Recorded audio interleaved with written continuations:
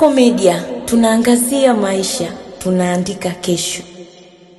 Mahakama ya Kasulu imemhukumu mshtakiwa Joel Ezekiel Kashato mwenye umri wa miaka 30 kulima mkazi wa Mgaza ila Kasulu kifungo cha kwenda jela miaka 30 baada ya kumtia hatiani kwa kosa la kumbaka binti mwenye umri wa miaka 20. Mshtakiwa alitenda kosa hilo Agosti 1, 2025 kwa kijiji cha Mgaza na kufikishwa mahakamani kwa mara ya kwanza Septemba 1, 2025. Akitoa hukumu hiyo Disemba 3, 2025, hakimu mkazi mwandamizi Mheshimiwa Immaculata Shuli amesema kuwa mahakama imejiridhisha pasipo na shaka ushahidi uliotolewa na upande wa mashtaka na hatimaye kumtia hatiani mshtakiwa kwa kosa hilo. Mshtakiwa huyo amehukumiwa kifungo hicho ili iwe fundisho kwa wahalifu wanaojihusisha na vitendo vya ukiukaji wa sheria, maadili na ukatili wa kijinsia dhidi ya wanawake. Ndugu mtazamaji wa Kasako Media, kwa update zaidi unaweza kutufuatilia kupitia mitandao yetu mbalimbali ya kijamii ambapo Instagram na Facebook ni Kasako Media.